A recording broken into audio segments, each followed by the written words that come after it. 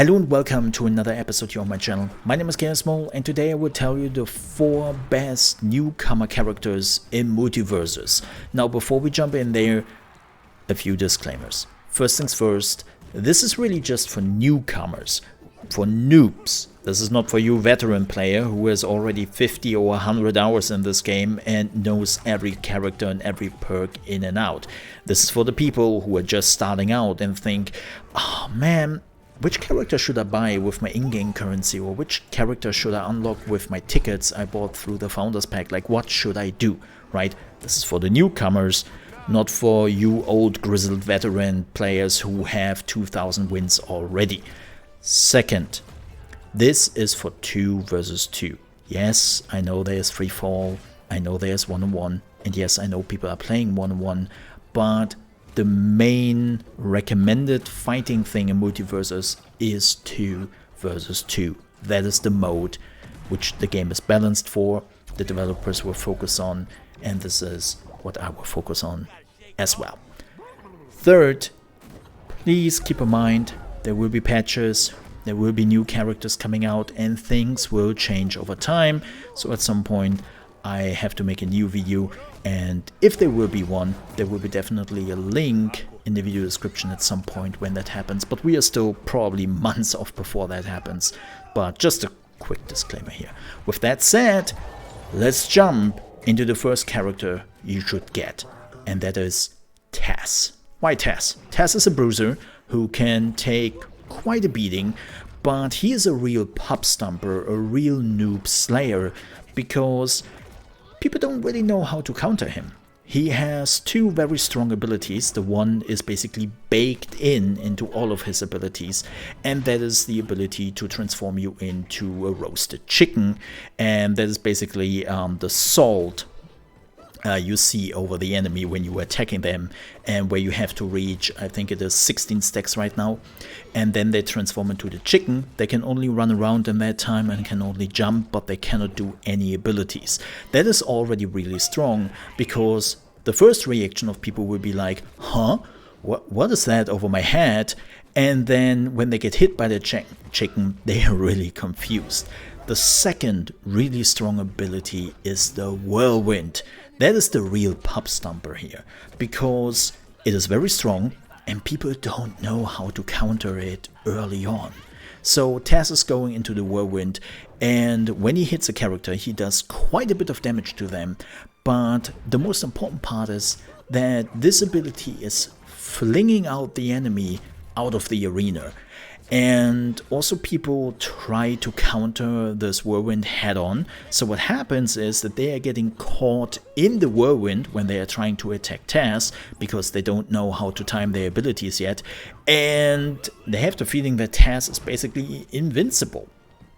So Tess has like a huge advantage there in the first few rounds, and a lot of people just don't know how to counter him, and he's really strong. Later on, of course, that will change and all that, but this is for the new players, and again, not for the veterans. The next character I want to show you is Finn.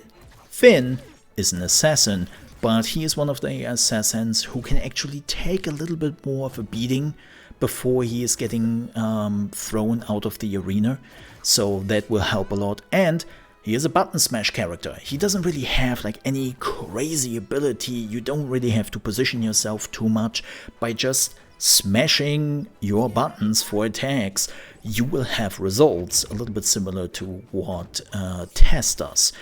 But Finn has some really strong attacks, and one of his, or 2 of his main perks he has is, first, he can charge his normal attacks while he is moving.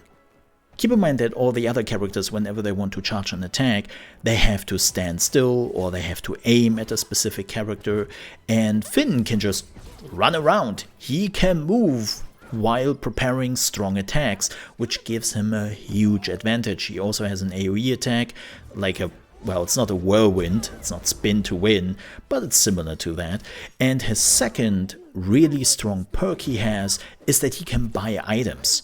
Finn can upgrade his movement speed, which again gives him another big advantage by charging up his normal attack and then just running at you fast. And it really takes the enemy by surprise sometimes, because there is a rhythm in fights, right? You're getting used to the move ability of your enemy, how fast they can reach you, and you prepare for that.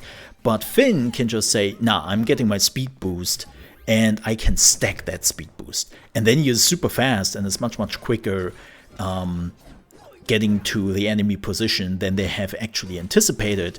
And then they're getting their ass beat. So the two important parts here is charging up the abilities while you can move, but also upgrade your character through the money you are collecting. One last note here.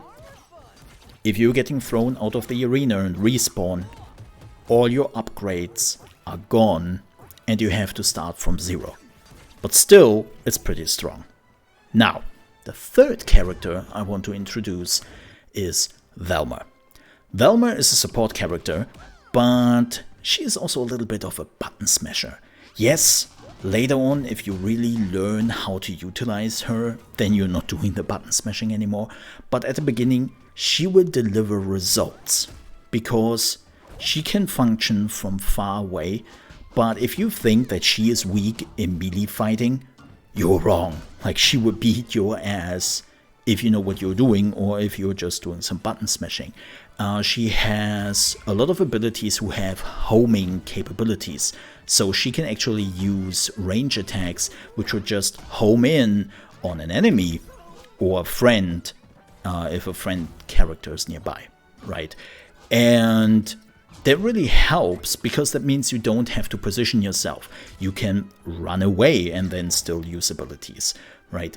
Like, it gives you a lot of freedom other support characters don't necessarily have.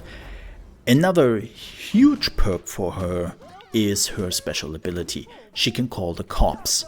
So what she can do is she can collect evidence on the battlefield, and then when she has enough, she can call the police, and they will go, probably as far as I have seen so far, they will always go for the weakest character on the field, and they will try to bust them. If they have caught the character, he will sit in the police car, and after a few seconds, they will try to drive off with that character in the police car and will basically like knock him out. And yes, you can wiggle yourself out there, and yes, your teammates can help you getting out of it by just attacking it. But here's the thing, newcomers do not know that. They're just sitting there in the police car and are completely confused what to do next, and their teammate is like, nah, I'm not getting close to the police car, man, I'm staying out of this.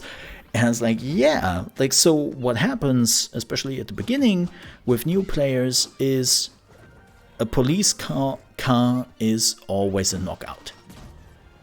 Always. Because they just don't know what to do. Again, later on, not so much of a problem, but especially at the beginning, it totally is. Now, the fourth and last character we want to talk about today is Shaggy.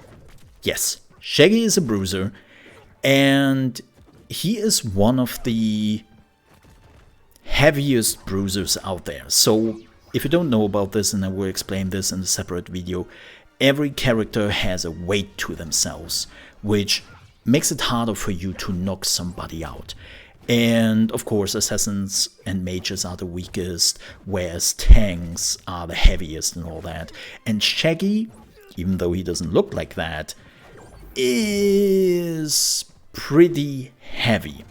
But Shaggy is another button smash character, which will net you results by just hitting the attacks. He doesn't do anything super crazy special, which you really have to nail down, and he just does his thing. He has a lot of charge abilities. He can also go Super Saiyan and get even stronger with his attack. He has a range attack with his sandwich. By the way, if you have a sandwich in your hand, you're going Super Saiyan and you throw that sandwich can really knock out people from the stage very quickly, and you have to be very careful about that. Well, at least if you are the player on the receiving end, right? So that sandwich is pretty strong. But all of his attacks are very heavy hitters. So Shaggy can kick you out of the arena very quickly if you are not careful, and he is himself very hard to kick out. So Shaggy is really like, just hit some buttons, you will hit something, and you will net some results. There is also no crazy positioning going on or whatever.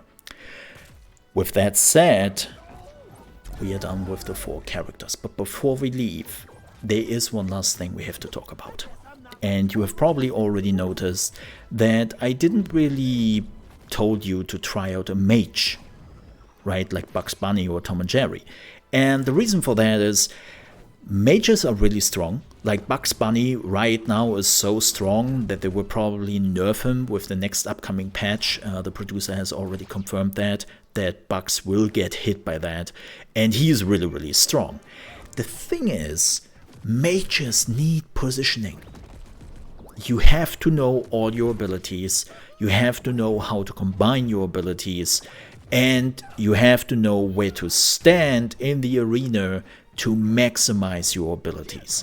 So if you were playing a mage, the first 10 rounds will probably just be for you like, okay, where do I have to stand? Oh, what ability do I have to do? Oh man, this didn't really connect to each other. It's tough. It's really, really tough, and not really for newcomers who just want to have fun, who just want to smack some other players in the face, and who don't really want to try to figure out for the first 10 rounds how their character really works, and they just want to have fun, right? This is why I didn't mention any of the mages. Now, again, I said it at the beginning, please go into the lab, check out all the characters for yourself, and see what just works for you, and then you were playing that character. It's as simple as that. Now, with that said, we are at the end of the video. Thank you so much for watching. If you enjoyed it, I would appreciate if you leave a like. If you're new to the channel, you want to see more Multiversus content, because that's the only thing I'm doing here on this channel, I would appreciate if you might subscribe to the channel. We are pushing out as many videos here as possible. There's at least like a video coming every 2 or 3 days, or even quicker depending on what is going on right now in Multiversus, right? If there's a new patch or like new characters coming out and so on and so forth. So I would definitely appreciate if you subscribe. And till then, I see you next time. Stay safe. Bye bye.